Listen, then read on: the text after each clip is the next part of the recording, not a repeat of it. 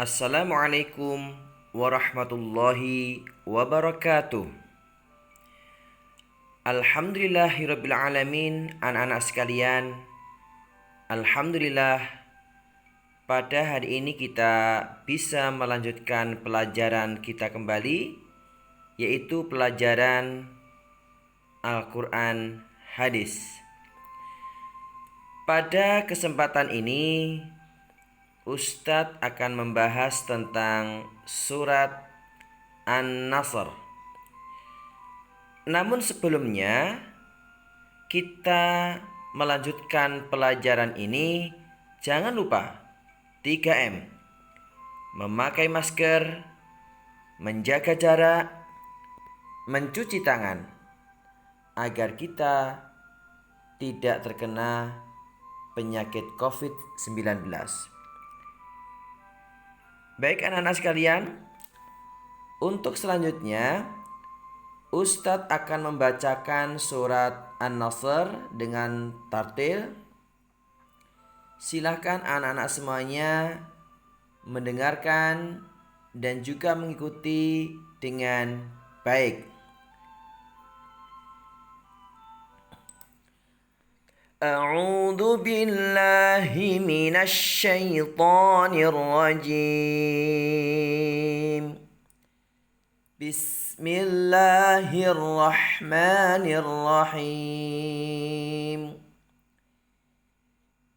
Idza jaa nasrullahi wal fath ورأيت الناس يدخلون في دين الله أفواجا فسبح بحمد ربك واستغفره إنه كان توابا. Silakan anak-anak nanti di rumah terus mengulang dan mengulang, dan sekaligus nanti dihafal agar anak-anak nanti hafalannya semakin hari semakin banyak dan bertambah. Baiklah anak-anak sekalian, selanjutnya Ustadz akan menyampaikan tentang arti surat An-Nasr. Ayat pertama yang artinya apabila telah datang pertolongan Allah dan kemenangan. Ayat 2, dan kamu lihat manusia masuk agama Allah dengan berbondong-bondong. Ayat 3, maka bertasbihlah dengan memuji Tuhanmu dan memohon ampun kepadanya. Sesungguhnya Dia adalah Maha Penerima Taubat. Anak-anak sekalian, di dalam materi ini tentu ada ringkasan yang harus kita pahami, kita pelajari bersama, yaitu ringkasan tentang surat An-Nasr. Yang pertama adalah surat An-Nasr terdiri dari 3 ayat. Ada berapa anak? Ada berapa ayat? 3 ayat. Kemudian surat An-Nasr terletak di urutan ke 110 di dalam Al-Quran. Urutan ke berapa? Urutan surat ke 110. Kemudian surat An-Nasr termasuk golongan surat Makkiyah. Kenapa disebut dengan Makkiyah? Karena turunnya ayat di kota Makkah. Surat An-Nasr atau An-Nasr itu sendiri mempunyai arti pertolongan. Surat An-Nasr ini diturunkan setelah adanya peristiwa Fathu Makkah. Nama An-Nasr diambil dari ayat pertama yang artinya adalah pertolongan.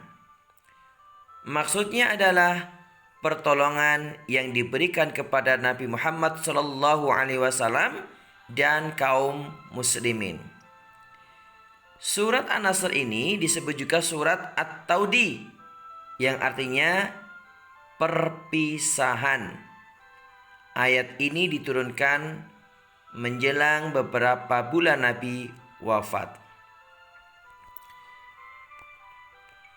Kemudian isi kandungan surat An-Nasr. Yang pertama kita akan membahas tentang asbabun nuzul surat An-Nasr. Surat An-Nasr ini diturunkan ada perjanjian di antara Nabi Muhammad SAW dan orang kafir Quraisy yang disebut dengan perjanjian Hudaybiyah. Perjanjian apa anak? Perjanjian Hudaybiyah. Akan tetapi perjanjian itu dilanggar oleh kaum musyrikin karena ada pengikut kaum musyrikin yang menyerang kaum Khuza'ah. Yang berikutnya isi kandungan per ayatnya. Ayat pertama menjelaskan bahwa Allah memberi pertolongan dan kemenangan kepada Nabi Muhammad SAW beserta kaum muslimin pada peristiwa Fathu Makkah atau kemenangan orang-orang muslim. Ayat kedua, kaum Quraisy yang dahulu membenci Nabi dan kaum muslimin, mereka berbondong-bondong masuk agama Islam. Dan ayat ketiga, perintah Allah agar Nabi dan kaum muslimin bersyukur, memohon ampun kepada Allah Subhanahu wa ta'ala, dan mohon pertolongan kepada Allah Subhanahu wa ta'ala. Kemudian pesan-pesan surat An-Nasr. Yang pertama adalah Allah memberi pesan kepada manusia agar senantiasa bersyukur kepada Allah Subhanahu wa ta'ala. Yang kedua, manusia hendaknya senantiasa meminta pertolongan hanya kepada Allah Subhanahu wa ta'ala. Baik anak-anak sekalian, materi ini silahkan diulang kembali, diputar kembali agar kita bisa memahami maksud daripada isi kandungan surat An-Nasr dan hal-hal yang harus diketahui. Selanjutnya ada penugasan di akhir pembelajaran ini, yaitu untuk melatih keterampilan kita menulis. Maka anak-anak diminta untuk menulis surat An-Nasr ayat 1 sampai dengan 3 beserta artinya. Kemudian tulisan yang rapi, batas kanan dan batas kiri seperti contoh di atas. Kemudian ditulis di buku tulis, kirim ke GC.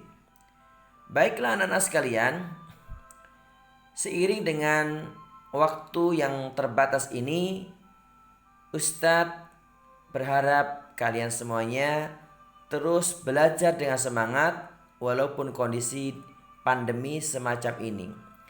Silahkan di rumah tetap belajar, tetap menghafal, tetap berbakti kepada orang tua, dan jangan lupa sholat 5 waktu. Demikianlah anak-anak sekalian. Jangan lupa sekali lagi 3M senantiasa dijaga agar kita terhindar dari penyakit COVID-19. Terima kasih. Wassalamualaikum warahmatullahi wabarakatuh.